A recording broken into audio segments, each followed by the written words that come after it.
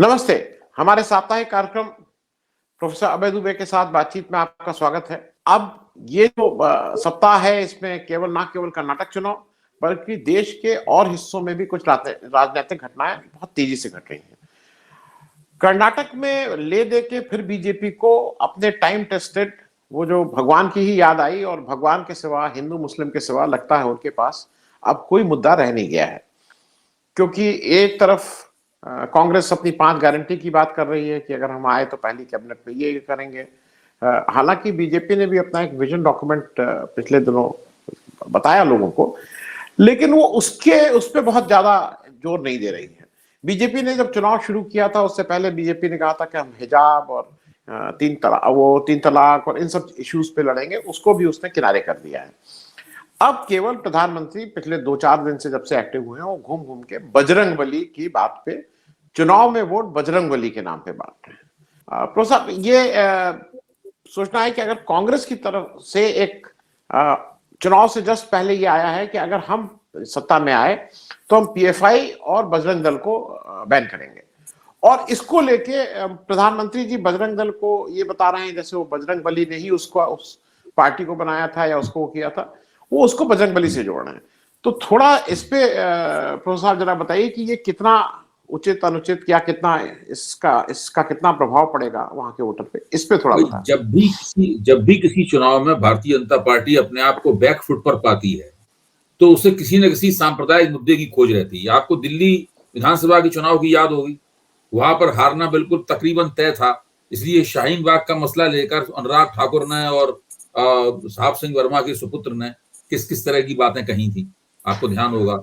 उसके बाद 2015 का बिहार विधानसभा का चुनाव याद कीजिए, जहां पर आप नीतीश कुमार और लालू यादव की मिली हुई ताकत से भाजपा को टकराना पड़ रहा था, तो वहां पर पाकिस्तान में पटाखे फूटने वाली बातें लोगों को याद आ गई थी। कभी कब्रिस्तान याद आ जाता है, कभी लव जिहाद याद आ जाता है, कभी हिजाब याद आ जाता है, तो ये सब चलता रहता है इनका। अब क्यों कर्नाटक में भारतीय जनता पार्टी जबरदस्त रूप से बैकफुट पर है, बचाव की लड़ाई लड़ रही है, उसके खिलाफ 50%, 47 से 50% के बीच की एंटी इनकम्बेंसी सर्वेक्षणों में निकल कर आ रही है। सरकार के खिलाफ 40% कमीशन खोर सरकार होने का आरोप है, मुख्यमंत्री को पे सीएम कहा जा रहा है, और पार्टी के अंदर अपना सिर फुटबॉल भी है। तो भाजपा को लगता है कि उसका अपना जनाधार कहीं उसके हाथ से फिसल ना जाए। अभी येदियुरप्पा ने एक बयान दिया है कि कांग्रेस को केवल 8-10% ही लिंगायत वोट मिलेंगे, बाकी सारे लिंगायत वोट हमें मिलेंगे। यानी ये है ना, क्यों कहनी पड़ रही है बात येदियुरप्पा को? येदियुरप्पा जो लिंगायतों के सबसे बड़े नेता हैं, उन्हें ये बात क्यों कहनी पड़ रही है? इसीलिए कहनी पड़ रही है कि भाजपा को लग रहा है कि उसका अपना लगातार जो उनके साथ बने हुए वोट, वो वोट भी शायद इस बार उसका साथ छोड़ना है। इसलिए उन्हें किसी एक बड़े सांप्रदायिक मुद्दे की जरूरत महसूस हो रही थी। अब बजरंग दल वाले मसले में उनको लगता है कि ये सांप्रदायिक मुद्दा उन्हें मिल गया है, और खुद नरेंद्र मोदी मंच से जय बजरंगबली का नारा लगा रहे हैं। तो हमारे और आपके जैसे लोगों के लिए, जो कि भारतीय राजनीति को समझना चाहते हैं, उनके लिए ये एक बड़ी दिलचस्पी की बात बन गई है कि हम देखें कि एक ऐसी सरकार जो कि सरकार विरोधी भावनाओं का सामना कर रही है, जिसके हारने के ही अंदेशे अधिक हैं, क्या वो बजरंगबली के नाम पर वोटों की गोलबंदी करके इस एंटी इनकम्बेंसी को पलट सकती है? अगर भाजपा ने ये कर दिखाया, अगर भाजपा ने चुनाव परिणाम में ये कर दिखाया, तब फिर हमें सांप्रदायिक राजनीति का एक और चेहरा देखने को मिलेगा। देखिए, उन्होंने बिहार में कोशिश की थी, नाकाम रहे, उन्होंने दिल्ली में कोशिश की थी, नाकाम रहे, क्या वो कर्नाटक में कामयाब होंगे? क्या बजरंगबली के नाम से भाजपा अपनी डूबती नैया को किनारे लगा सकेगी?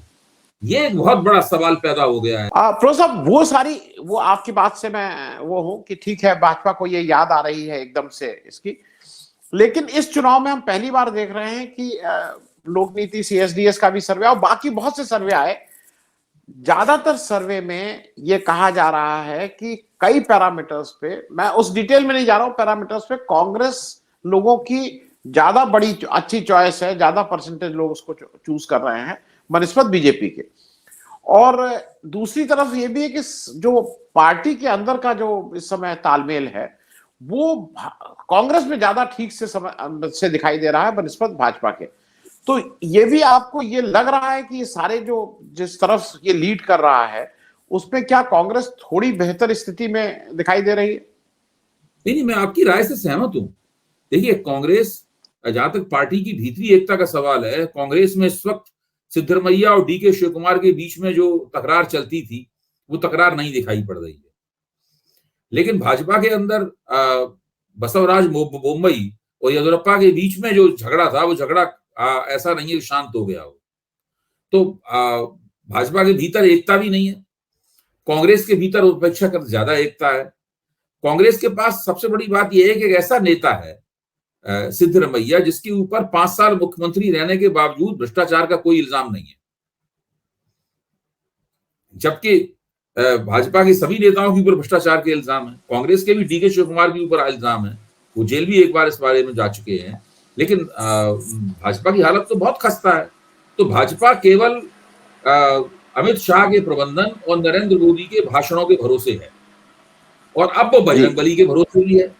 देखते हैं ये तीनों चीजें जो हैं, वो बजरंगबली क्या भाजपा के बजरंगबली हैं, या वो सभी देश के सभी तरह के हिंदुओं के बजरंगबली हैं। यहाँ तक बजरंगबली एक ऐसे देवता हैं जिनकी मुसलमानों के भी एक हिस्से में बड़ी मान्यता है। बहुत सारे मुसलमान जाते हैं, बालाजी जाते हैं, अपनी मन्नत वहां जाके मांगते हैं। तो बजरंगबली की हैसियत, 2 ऐसे देवता हैं, पौराणिक देवता हैं, जो कि सारे भारत में समान रूप से लोकप्रिय हैं, समान रूप से लोग उनके प्रति अपनी मान्यता रखते हैं। एक उसमें गणेश जी है, विघ्नहर्ता, और दूसरे हैं हनुमान जी यानी बजरंगबली। दक्षिण भारत में उन्हें प्रसन्न स्वामी के नाम से जाना जाता है, और वहां उनका चेहरा संदूरी रंग का नहीं होता है, बल्कि दक्षिण भारत में वो श्याम वर्ण के, काले रंग के की मूर्तियां हनुमान जी की होती हैं, और उन्हें प्रसन्न स्वामी कहा जाता है। तो ये देखने की बात है कि कर्नाटक में, जहां पर हिंदुत्व की राजनीति का प्रसार पूरे कर्नाटक में समान नहीं है, तटवर्ती इलाकों में है, तटवर्ती इलाकों में हिंदू होना और हिंदुत्ववादी होने का फर्क मिट गया है। लेकिन दूसरे इलाकों में हिंदुत्व और हिंदुत्ववादी होने के बीच में भी काफी अंतराल है। हिंदू होने में और हिंदुत्ववादी होने के बीच में काफी अंतराल है। तो देखना है कि ये वहां सांप्रदायिक चुनाव लड़ने की जो सांप्रदायिक रणनीति है नरेंद्र मोदी की, कहां तक परवान चढ़ती है। जी प्रोफेसर साहब, एक चीज और इसका मुझे प्रश्न नहीं मिल रहा है, हम लोग कई दिन से देख रहे हैं, दिल्ली में जो हमारी महिला रेसलर्स हैं, पहलवान हैं, वो 3 महीना पहले भी बैठी थी जनवरी में, अब वो फिर आके बैठी और फिर सुप्रीम कोर्ट में गई। सुप्रीम कोर्ट ने के इंटरवेंशन से एफआईआर हो गई। एफआईआर जो 2 हुई हैं ब्रजभूषण शरण सिंह के ऊपर, वो दोनों यौन शोषण की हैं, उसमें से एक नाबालिग लड़की के द्वारा है, और जिसमें पॉस्को उनके ऊपर लग गया है। नॉर्मली जो अभी तक हम लोग देखते रहे हैं कि इस तरह के केसेस में तुरंत गिरफ्तारी हो जाती है, लेकिन अब एक ये देखा जा रहा है कि ब्रजभूषण शरण सिंह को जो मीडिया, जो कंट्रोल्ड मीडिया है, वो उनको एकदम से स्पेस दे रही है, उनके खूब भाषा, उनके खूब जो भी उनको कहना चाह रहे हैं वो कह रही है, उनकी साइड ऑफ स्टोरी सामने ला रही है, और दिल्ली पुलिस उनको गिरफ्तारी करने का कोई भी प्रयास नहीं कर रही है। दूसरी तरफ केवल यही नहीं, दिल्ली पुलिस का जो अमानवीय चेहरा जिसको कहते हैं, और वो बिना ऊपर से कहे नहीं था, जिस तरह से वो परसों रात में बारिश हुई और बिस्तर को लेके पहलवानों के साथ किया, आपको क्या लगता है इसमें बीजेपी को मिल क्या रहा है? क्योंकि अगर एक न्यायिक प्रक्रिया है, उसमें उनको गिरफ्तार होना ही होना है, आज नहीं तो कल वो गिरफ्तार होंगे। ये क्या प्रूफ करना चाह रहे हैं बीजेपी वाले? देखिए, इस सरकार की कुछ खास बातें हैं जिन्हें हमें ध्यान रखना चाहिए। आपको याद होगा कि जब अरुण जेटली सूचना एवं प्रसारण मंत्री थे, तो पूना फिल्म इंस्टीट्यूट के छात्रों ने एक तीसरे दर्जे के एक्टर को अपना निदेशक बनाने के खिलाफ बहुत बड़ा आंदोलन चलाया था, और उस आंदोलन से पूरी संस्था बैठ गई थी। तो अरुण जेटली ने उनके प्रतिनिधिमंडल को दिल्ली बुलाया और छात्रों से बातचीत की। बाद में छात्रों ने बताया कि मंत्री जी बिल्कुल गलती मान रहे थे, कह रहे थे हम पे गलती हो गई इस आदमी को बनाकर, लेकिन साथ में यह भी कह रहे थे गलती तो हमसे हो गई है, लेकिन इसे हटाएंगे नहीं। तो ये इन लोगों का बहुत पुराना है, ये गलती ऐसे इनको लगातार लग रहा होगा, ऐसी बात नहीं, भाजपा में भी बहुतों को लग रहा होगा कि ब्रजभूषण शरण सिंह ने ज्यादती की है और इनको छोड़ देना चाहिए अब, और कानून के सामने समर्पण कर देना चाहिए और अदालत में मामला निपटना चाहिए। लेकिन वो सब लोग जिद्दी हैं, वो कह रहे हैं कि नहीं, हम अपनी गलती जरूर हो गई हो, लेकिन हम हटाएंगे नहीं, हम किसी आंदोलन के सामने, किसी मांग के सामने झुकेंगे नहीं। अगर पूरे उत्तर प्रदेश का चुनाव दांव पे नहीं होता तो ये 3 किसान कानून भी वापस नहीं लेते, काले कानून भी वापस नहीं लेते, क्योंकि उत्तर प्रदेश के चुनाव में मामला फंसा हुआ था। इसलिए किसान कानून वापस लेने पड़े, बहुत बड़ा चीज दांव पे थी। यहाँ पे ब्रजभूषण शरण सिंह के हटाने से, रखने से कोई बहुत ज्यादा बड़ा असर पड़ता नहीं है। मैं ये नहीं मानता हूं कि वो 2-3 निर्वाचन क्षेत्रों में चुनाव जिता सकते हैं, केवल इस आधार पे उन्होंने उनको रखा हुआ है। ये कोई इतनी बड़ी कीमत नहीं है जो कि भाजपा नहीं चुका सकती है उत्तर प्रदेश जैसी जगह पे। वहां ये पूरी सरकार की एक प्रवृत्ति है कि हम अपने व्यक्ति को नहीं हटाएंगे। जी जी, कोई कुछ भी आंदोलन करता रहे, आंदोलन के सामने हम नहीं झुकेंगे। जी नहीं, लेकिन प्रोफेसर साहब मैं एक चीज मैं इसको भी साफ कर दूं, क्योंकि मैं उस इलाके को जानता हूं जिसकी जगह कह रहा है ना कि 4 सीटों को प्रभावित करेंगे। इनकी एक बगल की सीट है गोंडा, वहां से ये कैसरगंज से खुद है एमपी, गोंडा से कीर्तिवर्धन सिंह है, राजा साहब मनकापुर हैं आनंद सिंह उनके लड़के, लल्लू सिंह है फैजाबाद से। ये सारे लोग अपने बूते पे जीत के आए, इनका किसी को ब्रजभूषण शरण सिंह की वजह से वो जीत के आए ऐसा नहीं है। कुछ लोग ये कहते हैं कि नहीं नहीं ये हराने की ताकत रखते हैं, मेरे हिसाब से वो भी ठीक नहीं है। तो ये भी एक जबरदस्ती का गढ़ा हुआ नैरेटिव है कि है नहीं। मैं इसलिए पूछ रहा हूं कि ठीक है यहां तक तो ठीक है, लेकिन जो पहलवानों के साथ उस दिन दिल्ली पुलिस वाले कर रहे थे वो तो किसी के बिना किसी के इशारे पे ऐसा नहीं हो सकता है। मैं थोड़ा समझने की दृष्टि से वो उस आंदोलन को और क्रेडिबिलिटी दे रहे हैं और लोगों का गुस्सा भी बढ़ रहा है इससे। देखिए ये लोग भाजपा वाले जो कर रहे हैं ये केवल पहलवानों का आंदोलन तो है ही, लेकिन साथ में फिर से ये एक सामुदायिक रूप ग्रहण कर रहा है। देखिए सारे के सारे लोग या तो हरियाणा के हैं या पश्चिमी उत्तर प्रदेश के हैं, और ये सब फिर जाट समुदाय से जुड़े हुए हैं।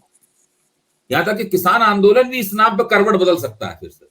जी जी, मतलब ये चीज जो अभी एक केवल पहलवानों तक, हरियाणा जो है वो स्पोर्ट्स का एक बहुत बड़ा हब है खेलकूद का। वहां तीरंदाज भी होते हैं, वहां कबड्डी के लोग भी होते हैं, वहां पे राइफल चलाने वाले लोग शूटर्स भी होते हैं। हाँ तैराक होते हैं, पहलवान तो होते ही हैं, बॉक्सर होते हैं वहां पे। तो हरियाणा बहुत बड़ा खिलाड़ियों की सप्लाई का एक बहुत बड़ा केंद्र है, और वहां के लोग और खास तौर से एक खास बिरादरी के लोग जिनका किसान आंदोलन अभी कुछ दिनों पहले तक जो लोग किसान आंदोलन में सब लगे हुए थे, तो ये सब करके भाजपा अपना काफी नुकसान कर लेगी। लेकिन भाजपा, जैसे कि मैंने बताया, भाजपा सरकार की एक प्रवृत्ति है, ये आंदोलन के सामने नहीं झुकना चाहती किसी भी तरह।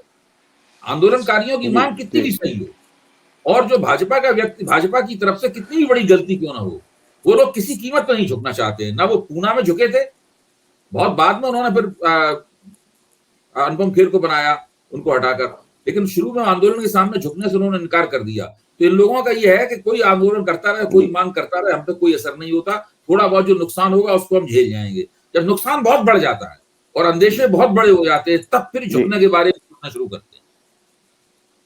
जी प्रोफेसर साहब, एक चीज आपने पूना की बात कही तो थोड़ा महाराष्ट्र की याद आ गई। ये जो शरद पवार साहब का पूरा 3-4 दिन से चला, वो पहले इस्तीफा दिए, फिर एक कमेटी बनाए, फिर कमेटी ने कहा कि नहीं आप इस्तीफा नहीं मंजूर होता है, फिर वो इस्तीफा वापस ले लिए, और उसमें अजीत पवार का रोल कुछ अजीब सा। केवल अजीत पवार एक अकेले व्यक्ति थे जो उस दिन कह रहे थे नहीं इस्तीफा बिल्कुल ठीक है, एक एज हो जाती है। आज उनकी प्रेस कॉन्फ्रेंस में भी नहीं आए थे। ये क्या इनका इंटरनल घरेलू झगड़ा है जिसको ये किसी तरह से निपटाने की कोशिश कर रहे हैं शरद जी? उस दिन जब शरद पवार ने अपने इस्तीफे का ऐलान किया था और टीवी पे हम लोगों ने उनकी छवियां देखी, तो देख के मुझे सीधा लग रहा था कि पूरा का पूरा मामला नियोजित और प्रायोजित है। सब कुछ ऐसा लग रहा था से एक पटकथा के मुताबिक हो रहा हो। शरद पवार पर इस्तीफा देंगे, उनकी पत्नी बगल में बैठी हुई थी, फिर उसके बाद में कुछ लोग रोएंगे और कुछ नारेबाजी होगी और लगातार धरना दिया जाएगा कि वो अपना इस्तीफा वापस ले लें।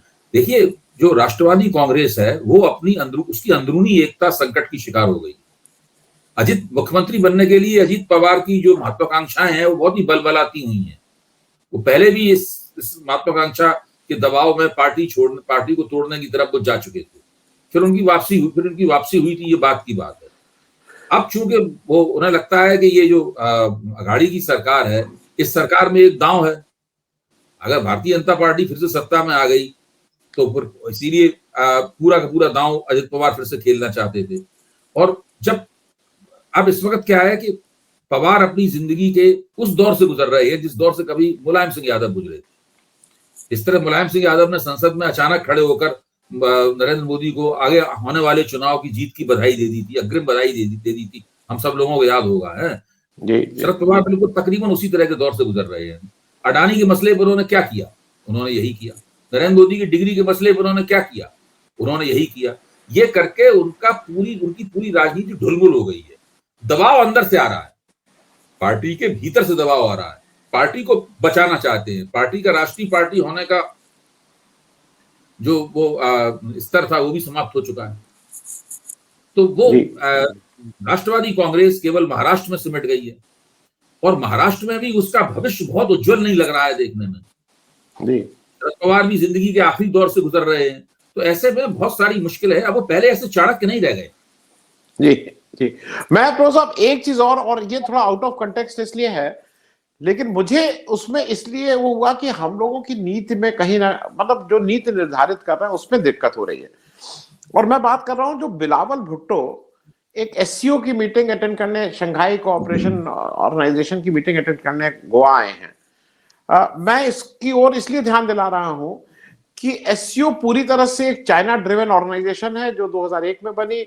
चीन, अब हिंदुस्तान और पाकिस्तान को 2017 में बड़ी मुश्किल से उन्होंने एडमिशन दिया। ये हमारी नहीं है, इनकी भाषा चाइनीज है, इनका हेडक्वार्टर बीजिंग है।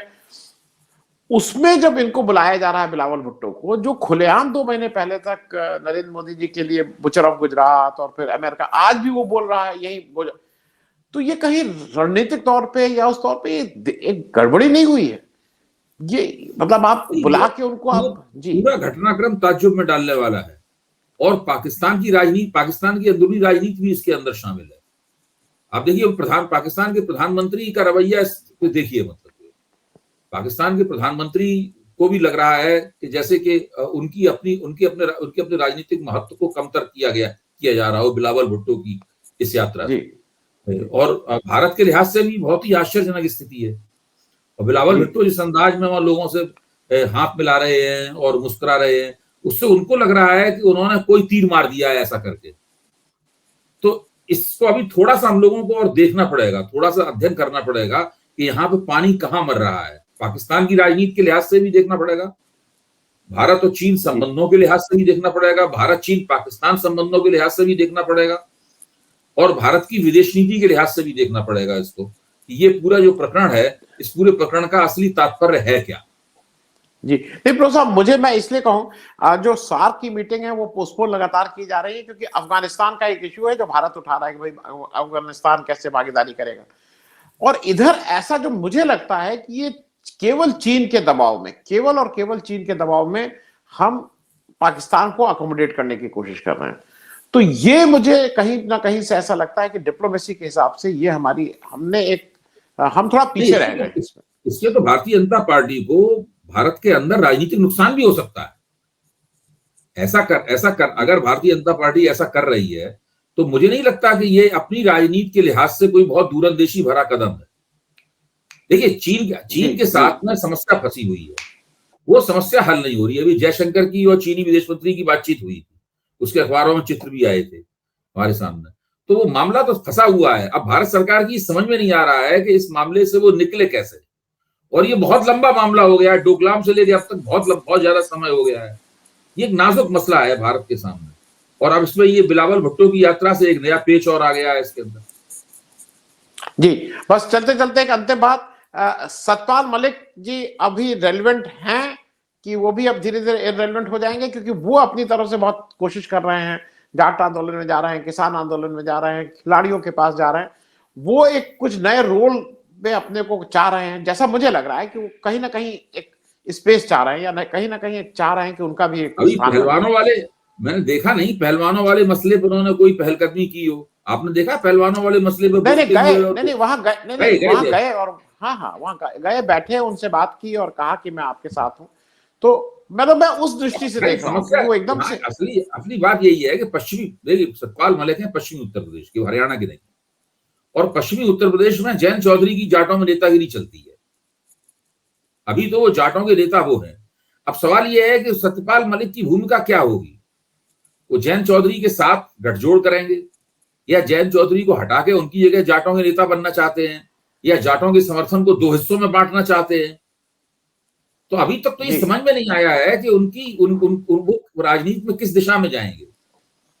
जी नहीं प्रोफेसर साहब, क्योंकि एक चीज और भी है, मैं बहुत से लोगों से जो मैं मिल रहा हूं, समाजवादी लोगों से, सबका ही कहना भाई ये तो आज के भाजपा ही नहीं है, ये तो 2009-10 में आ गए थे, भाजपा के वाइस प्रेसिडेंट रहे, तो इनके ऊपर जो जो ठेठ समाजवादी और कम्युनिस्ट है उसको कहना है कि इनके ऊपर कैसे विश्वास किया जा सकता है, जो एक व्यक्ति 14 साल से एक तरह की धारा के में रहा हो और उस तरह की उसकी पॉलिटिक्स को परस्यू करता हो, वो आज हम उसको ये मान लें कि नहीं नहीं वो कहीं होगा, ये भी एक प्रश्न चिन्ह उठाता है उनके नेतृत्व पे। अब देखिए उन्होंने राज्यपाल वो 3 राज्यों में राज्यपाल रहे, वो कश्मीर के रहे, वो चार राज्यों में राज्यपाल रहे। हाँ, बिहार, कश्मीर, गोवा और राज्यपाल के तौर पर उनका जो आचरण रहा वो भाजपाई ऐसा नहीं था, वैसे ये मानना पड़ेगा।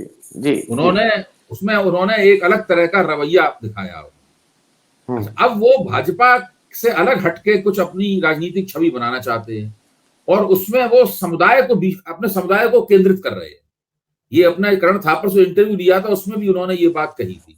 भारतीय जनता पार्टी ने अभी तक उनको निकाला भी नहीं है जी, तो भारतीय जनता पार्टी भी उन्हें ये सुविधा नहीं देना चाहती कि हम आपको निकाल दें, तो आप फिर जो भाजपा विरोधी शक्तियां हैं उनको आप उनकी गोलबंदी के केंद्र में आ जाए, मतलब है।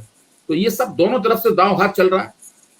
जी, चलिए प्रोफेसर साहब, बात करने के लिए बहुत बहुत धन्यवाद। अगला हफ्ता थोड़ा इंटरेस्टिंग रहेगा क्योंकि तब तक कर्नाटक के चुनाव के नतीजे आ चुके होंगे और फिर हम लोग कर्नाटक के चुनाव की समीक्षा और उससे होने वाले क्या परिस्थितियां हो रही हैं उस पर बात विस्तार से करेंगे।